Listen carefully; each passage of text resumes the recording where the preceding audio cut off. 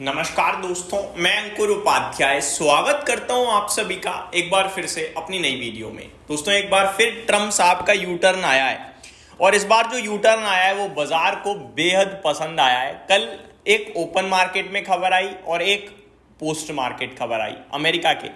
एक जब अमेरिका का बाजार ट्रेड कर रहा था तब न्यूज आती है और तेजी पकड़ता है अमेरिका का बाजार, और एक खबर तब आती है जब अमेरिका का बाजार बंद हो जाता है। और दोनों न्यूज ट्रम्प साहब की तरफ से आई और दोनों ही बेहद पॉजिटिव थी। और यू टर्न मारना तो ट्रम्प साहब की फितरत है और ये अब पूरे बाजार को, हर एक व्यक्ति को पता चल चुका है।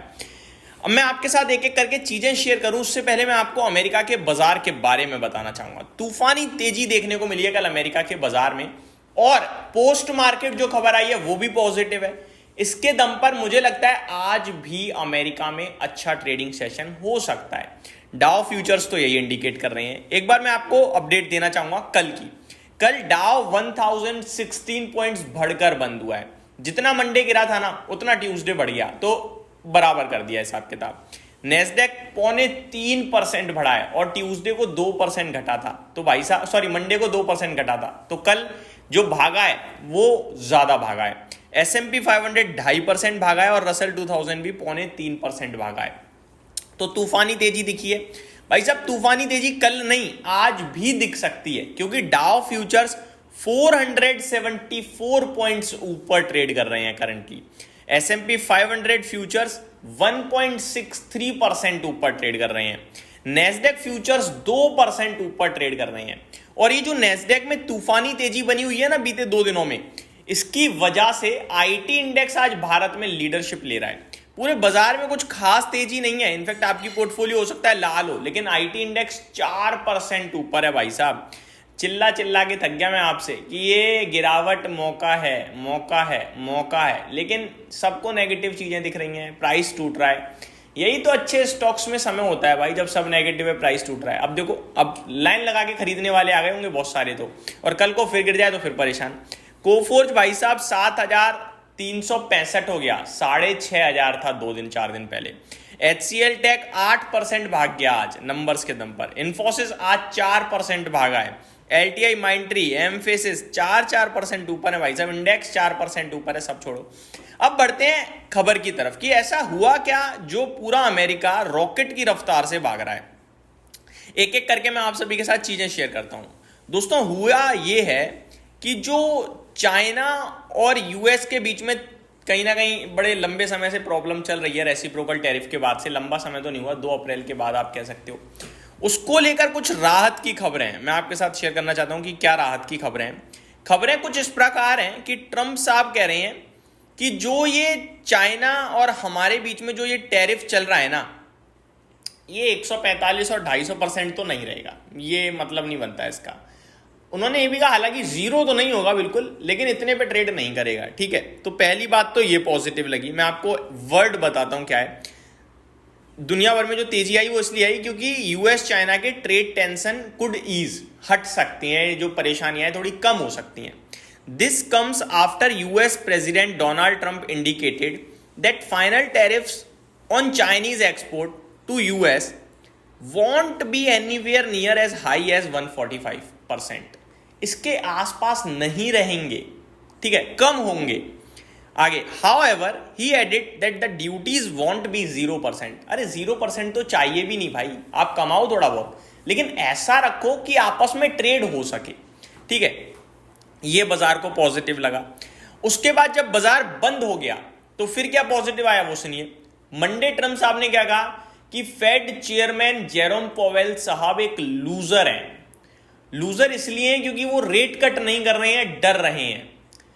ट्रम्प साहब ने कहा कि अगर आगे चलकर यूएस में रिसेशन आता है तो वो पोवेल की वजह से आएगा, क्योंकि ये रेट कट नहीं कर रहे हैं। ना केवल इतना, उन्होंने कहा कि मैं और हमारी टीम स्टडी कर रहे हैं कि कोई भी अगर लीगल तरीका है फेड चेयरमैन जेरोम पोवेल को उनके पद से हटाने का, तो हम वो कोशिश करेंगे। उनको पद से ही हटाने की बात कर रहे हैं, बट ये हो नहीं सकता। मैंने मंडे को भी आपसे कहा था, क्योंकि है ही नहीं लीगल प्रोसीजर ऐसा कोई। जब तक पोवेल साहब खुद नहीं चाहेंगे हटना, तब तक कोई उन्हें नहीं हटा सकता, जब तक उनका कार्यकाल है। कार्यकाल के बाद तो अगर वो ना भी चाहे तो भी हटेंगे भाई साहब, नया आएगा। ठीक है, तो कार्यकाल है 2026 मई तक, ठीक है जी। तो तब तक तो कोई नहीं हटा सकता उन्हें, लेकिन ट्रम्प साहब ने कहा कि हम लीगली कोशिश कर रहे हैं हटाने की, तो मार्केट बड़ा डर गया था और गिर गया 1000 पॉइंट। अब कल ट्रम्प साहब ने क्या कहा बाजार बंद होने के बाद, Trump also said he has no intention to fire federal reserve chairman Jerome Powell before his term end, alleviating investors concern over the central banks independence. अब कह रहे हैं कि मेरा कोई ऐसा इंटेंशन नहीं है कि मैं उन्हें उनके पद से हटाऊं उनके कार्यकाल खत्म होने से पहले, निवेशकों को विचलित करूं या फिर सेंट्रल बैंक की स्वतंत्रता छीनूं, ऐसा कोई मेरा वो नहीं है। तो भाई साहब परसों क्यों कह रहे थे, परसों तो आप कह रहे थे हम सारे पैतरे अपना रहे हैं लीगली, अब कल कह रहे हो हमारा कोई इंटेंशन ही नहीं है। बट ठीक है, जो भी है बोला, अच्छा लगा बाजार को और पॉवेल साहब को भी डेफिनेटली अच्छा लगा होगा, और बाजार ने कहा कि ठीक है चलो अब गुत्थी सॉल्व हो रही है, सुलझ रही है, और बाजार रॉकेट हो रहा है एक बार फिर से। कल चाइना यूएस ट्रेड की ईज आउट होने की खबर से भागा, और फिर आज जो भागता हुआ अभी डाउ फ्यूचर्स में दिख रहा है वो इसलिए क्योंकि ट्रम्प साहब ने कहा कि कोई मेरा ऐसा इंटेंशन नहीं है। इसी के दम पर दुनिया भर में तेजी आ गई, लाइक हांगकांग के मार्केट, हैंगसेंग के मार्केट्स, ये सब Hong Kong stock, Hang Seng index, Hang Seng tech index, CSI 300 index, ये सब ऊपर गए। जापान की बात करें तो निकाई में 2% की तेजी दिखी। मैं पुरानी छोड़ो अभी की बता देता हूँ आज की आपको। आज आपको बताना चाहूंगा निकाई 2% ऊपर ट्रेड कर रहा है, यानी Japan. Shanghai flat to positive है, हैंगसेंग 2.25% ऊपर ट्रेड कर रहा है। कॉस्पी साउथ कोरिया की बात करें अगर 1% ऊपर है। ताइवान 4.5% कूद गया। इस बीच में भारत का बाजार आज नेगेटिव है। क्यों भैया, वो इन सब चीजों से दुखी भी नहीं हुआ था तो खुश भी नहीं होगा। वो आपस में सॉल्व कर रहे हैं ना। आप आपस में प्रॉब्लम थी, आपस में सॉल्व हो रहा है। जब प्रॉब्लम थी तो हमें कोई घाटा नहीं, जब सॉल्व हो रहा है तो हमें कोई फायदा नहीं, तो हम क्यों चलें? समझ रहे हो? ये हमारे लिए नेगेटिव है उनकी सॉल्व। क्यों? क्योंकि अब इन्वेस्टर्स को वो जगह भी अच्छी लगने लगेगी निवेश के लिए, बड़े इन्वेस्टर्स को। तो ये सारी चीजें हैं जो हमें समझ में आने में कभी कभार समय लग जाता है, लेकिन मैं कोशिश करता हूं टाइमली आपके साथ चीजें शेयर करने की।